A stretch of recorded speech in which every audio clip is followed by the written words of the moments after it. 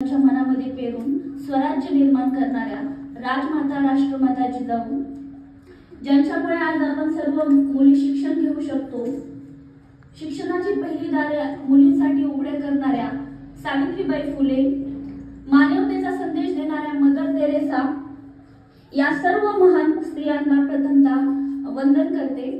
आदरणीय व्यासपीठावरील सर्व मान्यवर, या गावच्या उपसरपंच छायाताई, त्याचबरोबर जगताप मॅडम, दुसऱ्या जाधव मॅडम व आपण सर्व माता भगिनी, आज काय आहे?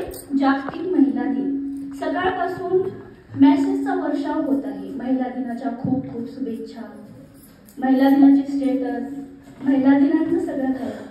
जसं काय आज महिलांचा बैलपोळ्यात आहे। बैलपोळ्याच्या दिवशी कसं राबून घेतात बैलाकडून आणि एक दिवस बैलपोळ्याच्या दिवशी त्याला सजवतात, त्याच्यावर अंगावर चांगली धूल टाकतात, त्याला फुलांचे हार घालतात, एक दिवस त्याला चांगलं खाऊ घालतात आणि दुसऱ्या दिवशी त्याला कामाला तुमतात। तशी आम्हा बायकांची व्यवस्था आहे। सकाळपासून एवढा वर्षाव होत होता, असं वाटत होतं की आज काय विशेष आहे, बरं काय विशेष आहे। बैलाला तरी कमीत कमी एक दिवस कामातून सुटका असते, परंतु आज महिला दिवस आहे। तुम्ही सगळ्या महिला घरची सगळी कामं आवरूनच आलायत ना? तुम्हाला सुट्टी होती का हो? होती का सुट्टी? म्हणून महिलेला तर बैला इतकी सुद्धा एक दिवस सुद्धा कामातून सुट्टी नाहीये। आणि मला हे म्हणायचंय की एकच दिवस त्या स्त्रीच्या कर्तृत्वाचा, तिच्या कामाचा, तिच्या त्यागाचा, तिच्या समर्पणाचा आदर का? रोज का नाही?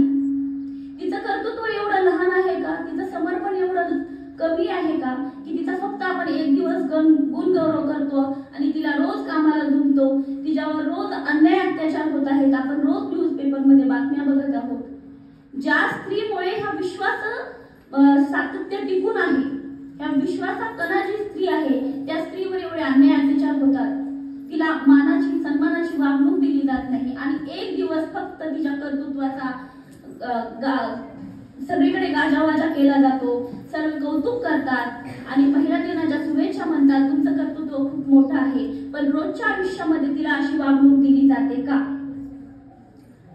आपण बघतो घरामध्ये पहिल्यांदा तर मला असं वाटतं की आईनं इथून शिकवण सुरू केली पाहिजे की घरामध्येच आपल्या मुलीला आपण दुय्यम स्थान देतो। जेव्हा आपल्या घरामध्ये आपला मुलगा मोठा असतो, मुलगी छोटी असते, तरी आपण तिला काय म्हणतो?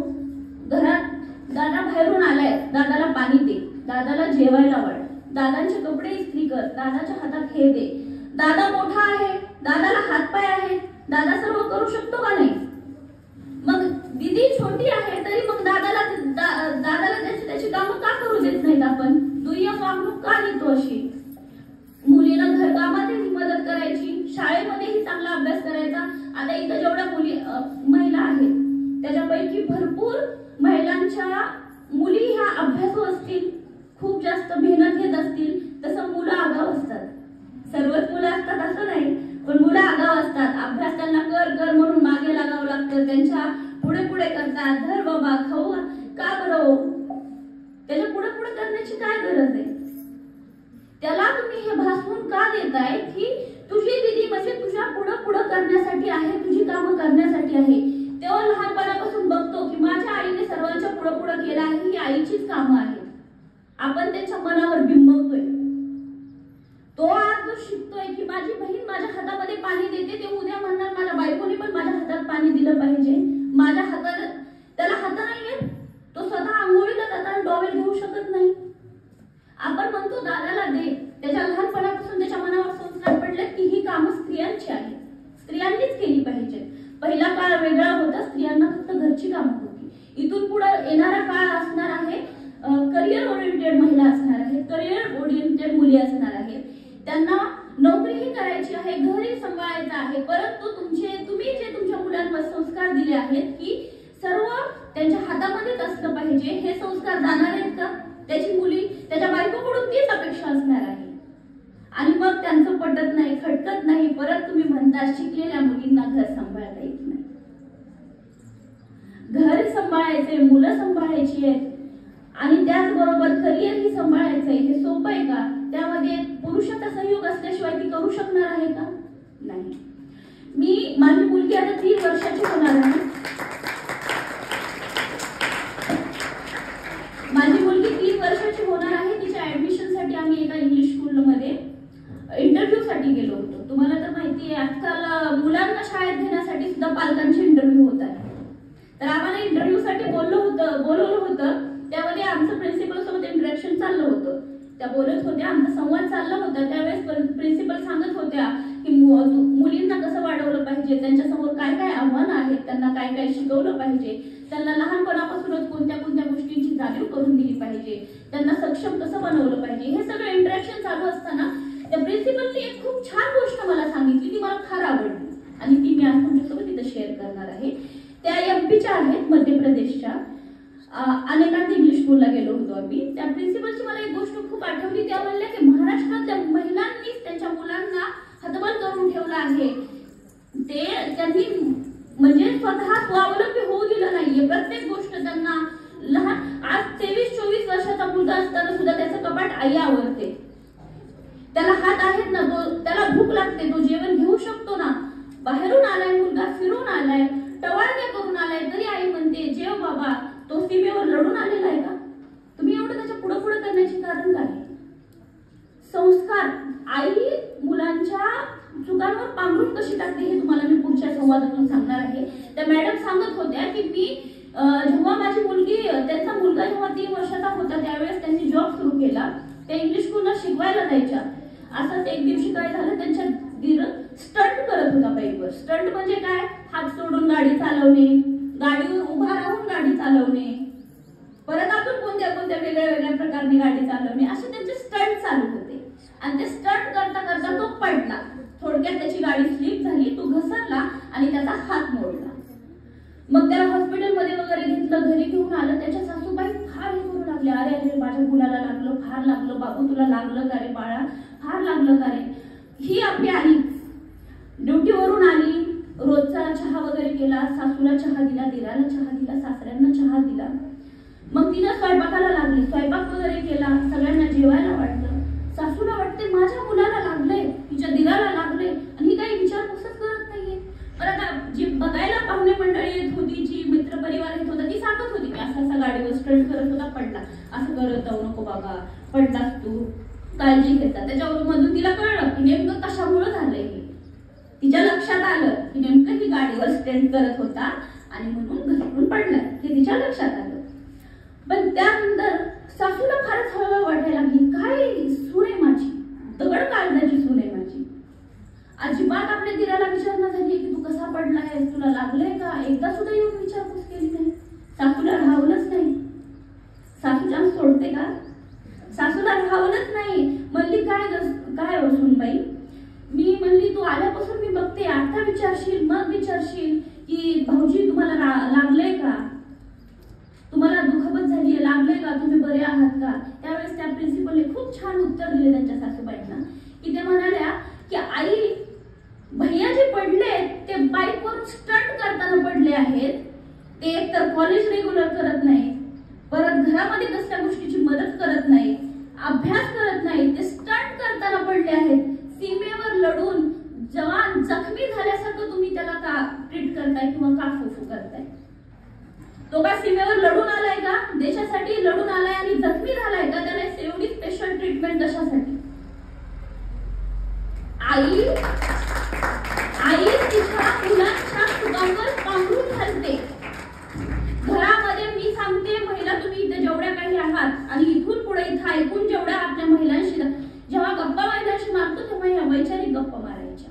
हिच्या घरी हे झालं, तिच्या घरी ते झालं, त्या गप्पा नाही मारायच्या. जेव्हा इथून जातात तेव्हा तुम्ही सांगा की सर्वात शासन कठोर कुठं असलं पाहिजे, आईचं शासन कठोर असलं पाहिजे. मुलगा जेव्हा घराबाहेर कोणतीही चुकीची गोष्ट करेल त्यावेळेस त्याला सर्वात पहिली भीती वाटली पाहिजे, माझ्या घरामध्ये आता मला काय शिक्षा भेटते.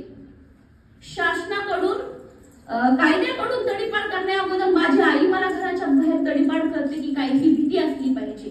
जिजाऊंचं शासन किती कठोर होतं. शिवबांना जिजाऊंनी असे संस्कार दिले नसते, स्वराज्य स्थापनेचं जर स्वप्न त्यांच्या मनामध्ये पेरलं नसतं तर त्यांनी स्वराज्य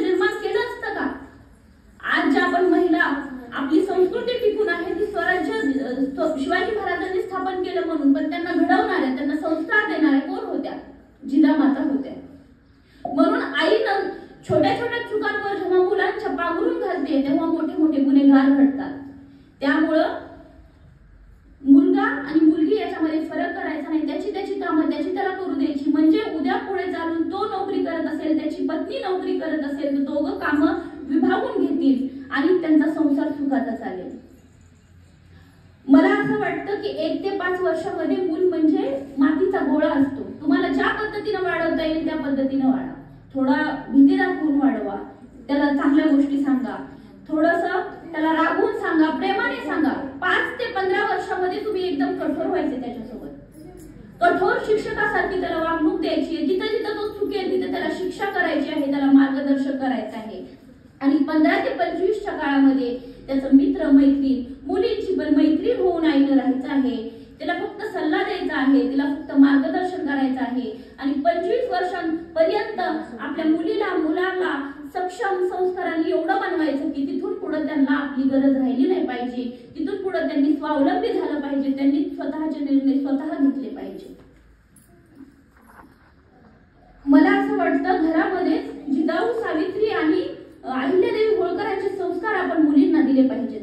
आपण गावाकडे खेड्याकडे जेव्हा राहतो, आपल्या घरामध्ये आजी असते, आई असते, ती मुलीला काय म्हणते? नाजूक लाजऱ्या बुजऱ्या मुली छान असतात, सुंदर असतात. पण आपला इतिहास काय सांगतो? नाजूक लाजऱ्या बुजऱ्या मुली सुंदर नसतात, तर स्वावलंबी कणखर मजबूत स्त्रिया सुंदर असतात. जर राजमाता जिजाऊ लाजऱ्या बुजऱ्या म्हणून घरामध्ये राहिल्या असत्या तर स्वराज्य निर्माण झालं असतं का? सावित्रीबाई फुले लाजऱ्या बुजऱ्या नाजूक म्हणून घरामध्ये थांबल्या असत्या तर आज आपण शिक्षण घेऊ शकलो असतो का?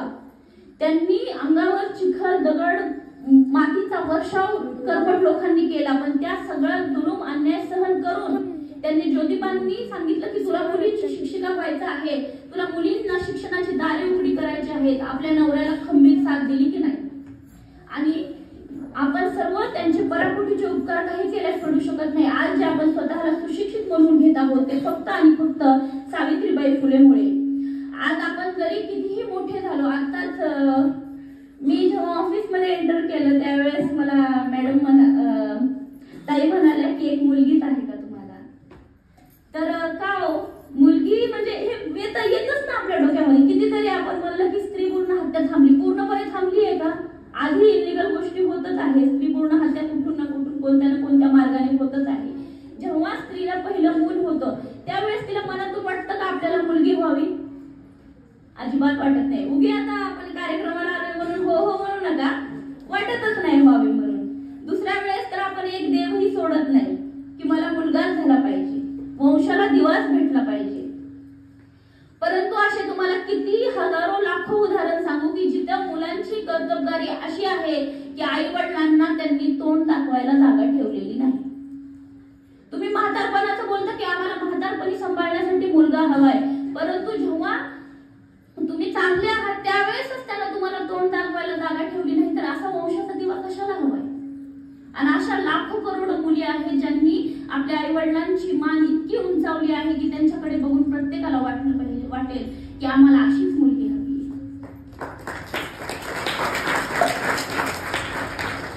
त्यामुळे आपल्या घरापासूनच सुरुवात करा. मुला मुलीमध्ये दुय्यम स्थान देऊ नका. मुलांच्या मनामध्ये हे पेरू नका की स्त्री ही तुझ्या पुढे पुढे करण्यासाठी आहे.